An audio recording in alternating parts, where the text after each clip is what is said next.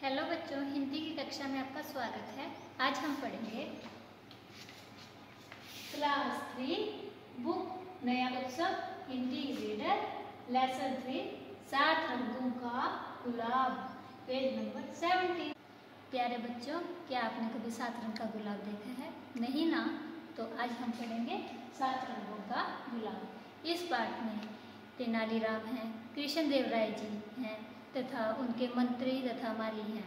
इस पाठ में जो कृष्णदेव राय जी हैं वह पर्यावरण से बहुत आकर्षित हैं तथा जो पर्यावरण के लिए कुछ कार्य करता था, कोई अच्छे बीज या पौधे लेकर आता था, वह उन मंत्रियों को भी पुरस्कृत किया करते थे। इसी वजह से जब उनके दरबार में एक बार वन मंत्री आए एक 7 रंग के गुलाब की बात लेकर, तो राजा बहुत प्रसन्न हुए तथा इनाम देने की भी घोषणा कर दी।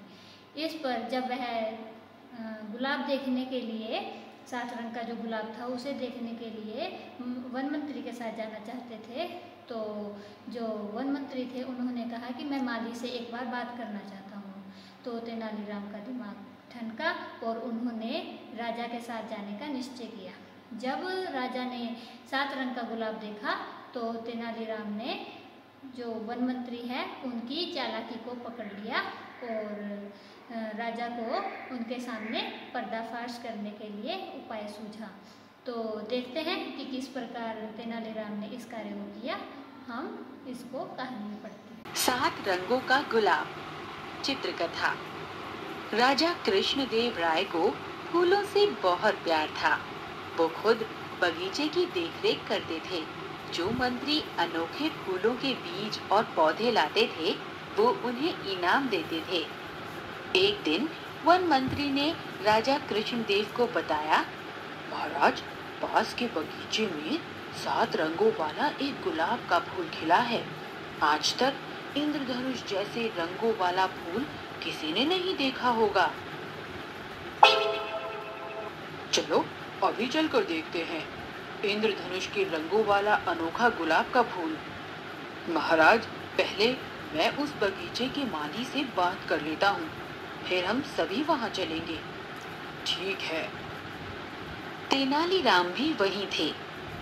वो सोचने लग गए, लाल, गुलाबी, सफेद और काले गुलाब भी देखे हैं, पर 7 रंगों वाला इंद्रधनुषी गुलाब का फूल।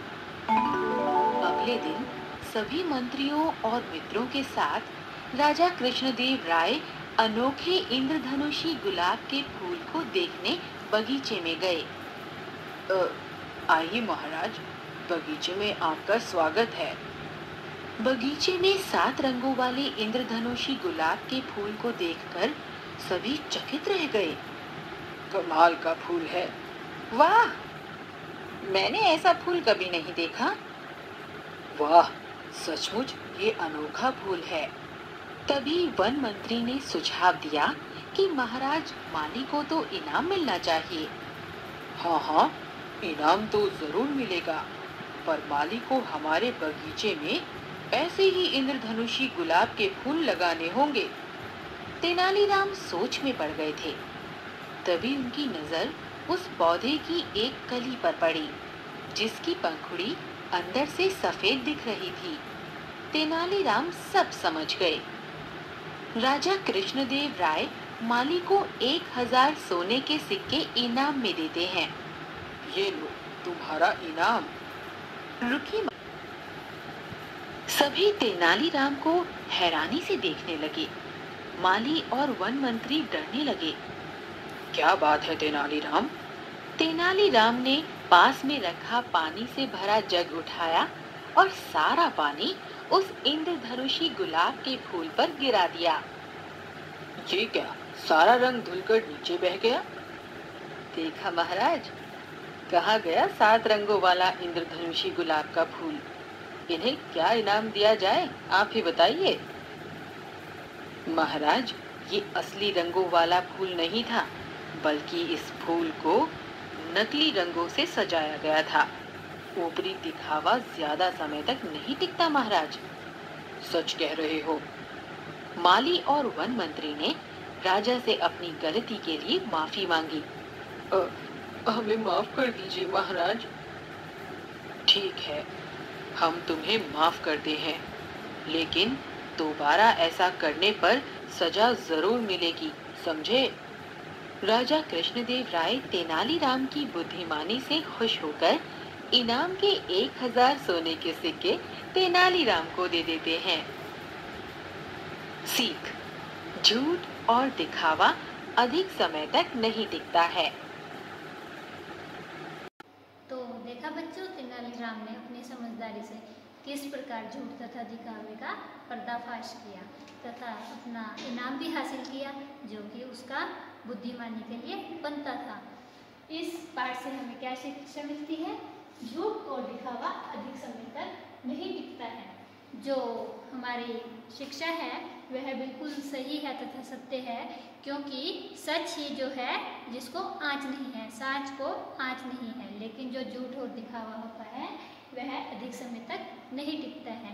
इसलिए जीवन में सदा सत्य तथा ईमानदारी को अपनाइए तथा झूठ को त्यागिए।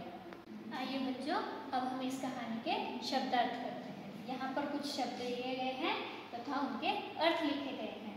जो हमारा पहला शब्द है वह है बगीचा। बगीचा का अर्थ है उपवन, वाटिका।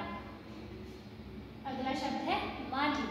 माली का अर्थ है बागवान, जो कि इंग्लिश में बोलते हैं गार्डनर। अगला शब्द है प्यार। प्यार का अर्थ है प्रेम, स्नेह। खुश। अगला शब्द है खुश। खुश का अर्थ है प्रसन्न। अगला जो हमारा शब्द है वह है कली।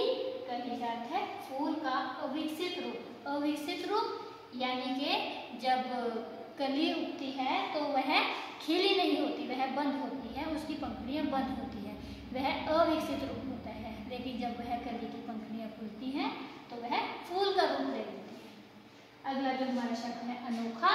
अनोखा का अर्थ है विचित्र। विचित्र अद्भुत, जो कि सबसे अलग हो या हटकर हो। अगला जो हमारा शब्द है वह है सुझाव। सुझाव किसी को सलाह देना।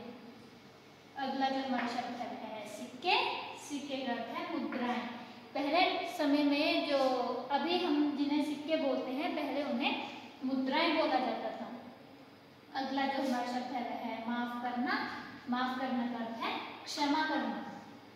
अगला शब्द है स्वागत। स्वागत का अर्थ है अभिनंदन। फूल। फूल का अर्थ है पुष्प। अगला जो हमारा शब्द है वह है इनाम। इनाम का अर्थ है पुरस्कार। आशा है कि आपको यह पाठ समझ में आ गया होगा। इस पाठ का अभ्यास आपको असाइनमेंट द्वारा प्राप्त हो जाएगा। आप उसे अपनी कॉपी में उतारिए तथा याद कीजिए। धन्यवाद।